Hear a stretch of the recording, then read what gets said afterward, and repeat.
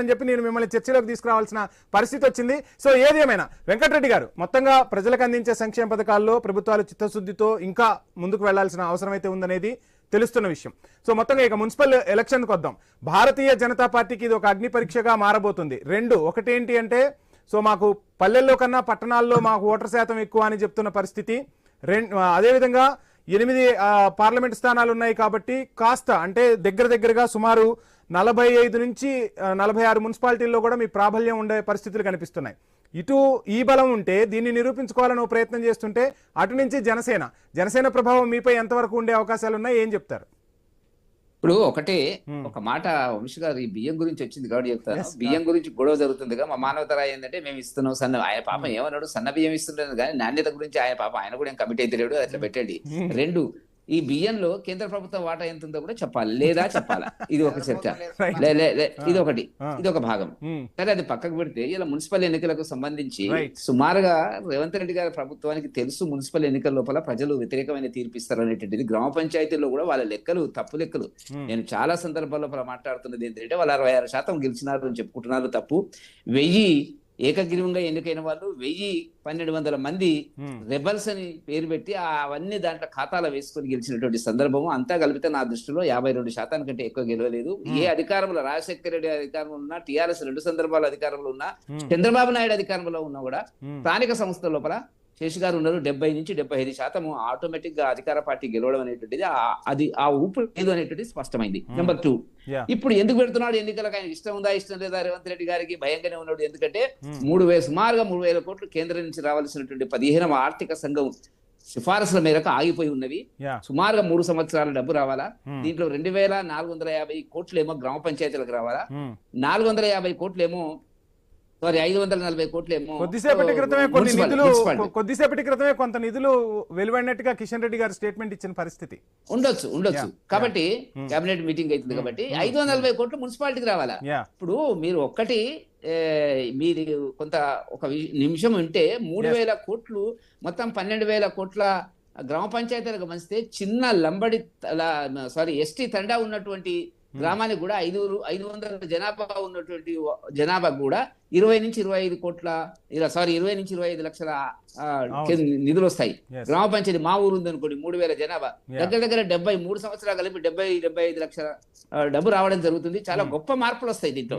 కాబట్టి ఆ కోణంలో ఆలోచించి ఆయన ఎన్నికలు పోయినాడు. పోతే ఇప్పుడు ఏంటంటే చదువుకున్నటువంటి ఓటర్లు ఎక్కువ ఉంటారు, విజ్ఞత గల ఆలోచన పరులు ఉంటారు, మేధావులు ఉంటారు, ఉద్యోగస్తులు ఉంటారు, టీచర్లు ఉంటారు, రిటైర్ అయిన వాళ్ళు ఉంటారు, ఆలోచన పరులు ఉంటారు, యువకులు ఉంటారు. 40-45 సంవత్సరాలుగా పట్టణ పౌరులు అంత సులభంగా వాళ్ళు అనుకుంటున్నట్టుగా కాంగ్రెస్ పార్టీ ముందుకొచ్చే పరిస్థితి లేదు. పూర్తి వ్యతిరేకత ఉంది. వాళ్ళు సన్నబియ్యం మీద ఓట్లేస్తారు, అది ఇదని శేషి గారు చాలా చక్కగా చెప్పినారు. దాని మీద నడిచేటువంటి పరిస్థితి అనేటువంటి ఉంది. ఇవాళ ఉద్యోగాలు ఏమని ఇచ్చిన హామీలు ఏమని, మహిళలకు ఇచ్చిన హామీలు ఏమైనవి, రిటైర్ అయినటువంటి పెన్షనర్స్ 36 మంది ఇప్పుడు చనిపోయింది. తెలంగాణలో వెనకడికి రైతులు చనిపోవడం జరిగింది. తెలంగాణ కోసం విద్యార్థులు యువకులు ఆత్మహత్యలు చేసుకున్నారు. విచిత్రం ఏంటంటే దేశంలో ఎక్కడ లేని విధంగా రిటైర్ అయిన ఉద్యోగులు 36 మంది చనిపోయినారు. వాళ్ళకు ఒక డిఏ ఇచ్చినాడు చూసినరా ఉద్యోగస్తులకు. మొన్ననే జీవో ఇష్యూ అయిపోయింది. ఇచ్చే వాయిదాలు ఒక్క డిఏ జీవో ఇచ్చి 30 వాయిదాలు. 30 వాయిదాలు అంటే రేవంత్ రెడ్డి గారి కాలం అయిపోతుంది. అంటే ఏమిటి, ఆయన యొక్క పరిపాలన కాలం అయిపోతుంది.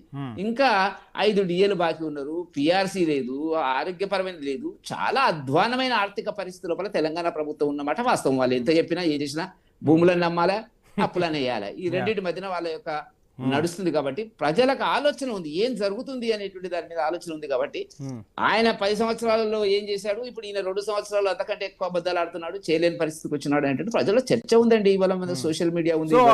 ఆల్టర్నేట్ గా ప్రజలు మీ వైపు చూస్తున్నారంటారా? డెఫినెట్ గా చూస్తారు, దాని సందేహం లేదు. మాకు కూడా ఒక అవకాశం ఇస్తారు, మేమేం చేస్తామనే తర్వాత సంగతి. మాకు కూడా రేపు అటువంటి పరిస్థితి వస్తే రావచ్చు, నేను చెప్పడం అనేది. కానీ తప్పకుండా భారతీయ జనతా పార్టీ వైపు పట్టణ ప్రజలు, పుర ప్రముఖులు చూస్తున్న పరిస్థితి. నేను ఒక విషయం చెప్తాను ఏంటంటే 6.5 లక్షల మంది ఉద్యోగస్తులు ఉన్నారు, రెగ్యులర్ కాంట్రాక్టు, 3.5 లక్షల మంది పెన్షనర్స్ ఉన్నారు, మొత్తం 10 లక్షల కుటుంబాలు. మీరు వేసుకుంటే లెక్క 50-55 లక్షలు. ఇంత ఏమంటుండే ముఖ్యమంత్రి గారు మొన్న నా కౌన్సిల్ లో మాట్లాడుతూ చెప్పినప్పుడు, నా దగ్గర ఏం లేదు, నేను జీతం మాత్రం ఇస్తున్నా, మీరు ఇంకా అసంతృప్తిగా ఉంటే నిరసన చెప్పదలుచుకుంటే 2 గంటలు ఎక్కువ పని చేయండి అని వ్యంగ్యంగా మాట్లాడిన తర్వాత ఉద్యోగస్తులకు ఏమర్థమవుతుందండి, ఏం మెసేజ్ ఇస్తుంది, అట్లా నానంటే నా పరిస్థితి బాగాలేదు, నేను ఫలానా ఇస్తా, ఫలానా ఇవ్వను అనేటువంటి పద్ధతిలో ఫలానా జరుగుతున్నట్టు. కాబట్టి ప్రజలు తీవ్రమైన రైతు భరోసా లేదండి ఇంతవరకు, అతి లేదు గతి లేదు. Hmm. సరే మంచిగా వచ్చేటప్పుడు ఆ కేసీఆర్ వేసిన మాట వాస్తవం, నేను రాజకీయాలకు అతీతంగా మాట్లాడుతున్నటువంటిది. టకీమని పడ్డది ఆ పరిస్థితి, ఇప్పుడు అది లేదు. రైతులు చాలా బెంగతో ఉన్నారు, పంటలు అయిపోయినాయి, అన్ని అయిపోయినాయి. సరే రైట్, ఒక్కొక్కటి ఒక్కొక్కటి జనసేనతో మంచి పొత్తు ఉంటుందా ఉండదా? రామచంద్రరావు గారు చెప్పినట్టుగా ఆ జనసేనతో మాటకే కట్టుబడి ఉంటారా?